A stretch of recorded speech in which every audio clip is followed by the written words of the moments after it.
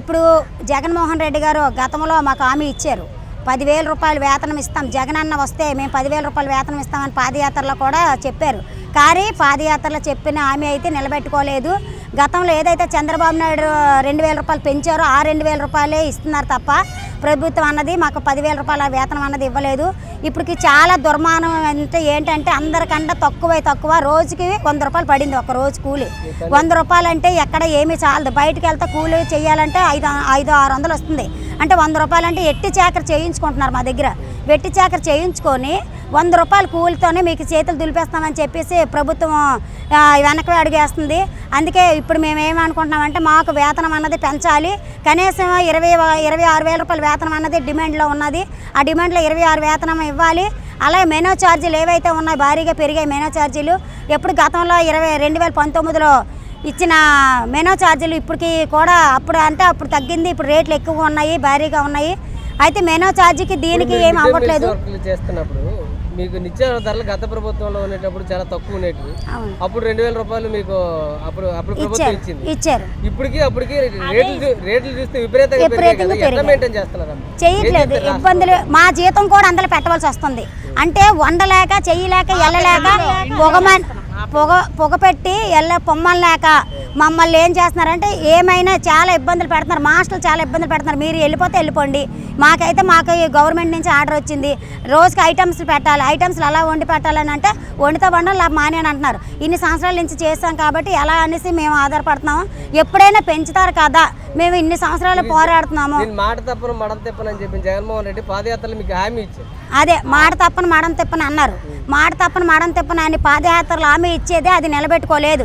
అది ఇదే కానీ ఇలా కానీ పాదయాత్రలో ఏదైతే మాకు ఇచ్చారో మెనూ ఇదే పెంచుతామన్నారో అది కానీ పెంచకపోతే రేపు భవిష్యత్తులో చాలా ఉద్యమాలు చేయవలసి వస్తుంది అనేసి డిమాండ్ చేస్తాను. ఆయన పరిపాలన పూర్తిగా అయిపోయింది. 4 సంవత్సరాలు ఇప్పుడు ఎలక్షన్ కూడా పడే టైం. ఇప్పటికైనా మీకు పెంచే అవకాశాలు ఆశ్చర్యం ఉందా పెంచుతాడని? ఇప్పుడు జగన్ గారు వస్తారంటే మేము ఎలాగ వస్తామంటే మాకు పెంచుతానంటే మేము ఏదైనా చేస్తాం.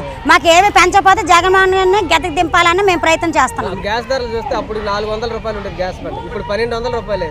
ఎట్లా మీకు డబ్బులు ఇస్తారా? ఏం చెప్తారు? ఏమి డబ్బులు అయితే 1 రూపాయి కూడా ఇవ్వట్లేదు. మా జీతం 3,000 రూపాయలు ఏదైతే మా జీతం ఉందో ఆ 3,000 రూపాయల జీతంలోనే గ్యాస్ పెట్టవలసి వస్తుంది. 2 బండలు గ్యాస్ పెడుతున్నాం. ప్రభుత్వంలో స్కూల్లో మీరు వంట చేసి పిల్లలకు పెట్టాలి.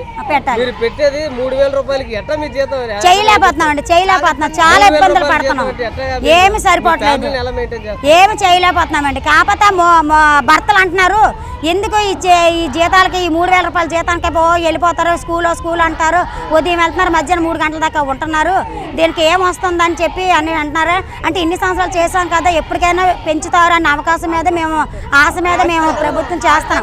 కాకపోతే ఇప్పుడున్న ధరలకైతే మా జీతం కూడా అందులో పెట్టవలసి వస్తుంది. కనీసం మేము లెక్క వేసుకుంటే రోజుకి 20 రూపాయలు పడుతుంది మా కూలి. గ్యాస్కి పోతే 80 రూపాయలు పోతుంది, ఇంకా 20 రూపాయలు మిగులుతుంది. ఆ 20 రూపాయలకి మేము బాన్సీగా పని చేయవలసి వస్తుంది. ఆ 20 రూపాయలతోనే చేయలేకపోతున్నాం. చాలా కష్టం. కానీ మాస్టర్లతోనే మాట్లాడలేకపోతున్నాము. అధికారులు మాకు అధికారులు మాకు ఇబ్బందులు పెడుతున్నారు. మేము చెయ్యాలి, మాకేమి ఇబ్బందులు పడుతున్నాము, మీరు చేస్తారా మానేస్తారా అని మాట బెదిరిస్తున్నారు. మాస్టర్లు బెదిరిస్తున్నారు. రాజకీయ వేధింపులు కూడా ఇక్కడ ఉన్నాయి. రాజకీయ వేధింపులు విపరీతంగా ఉన్నాయి. మీరు వెళ్ళిపోండి, మేము వండేస్తాం అంటున్నారు. ఎలా వండేస్తారా అన్నది మాకు అర్థం కావట్లేదు. అంటే వాళ్ళకి ఇంకా రంగంలో అందులో దిగుతా కానీ ఎవరికి తెలియట్లేదు. ఈ 3,000 రూపాయల జీతంలోనే ఎన్నో మిగిలిపోతుంది అనుకుంటున్నారు. ఏమీ కాదు. చాలా దుర్మార్గం ఇది అన్నది.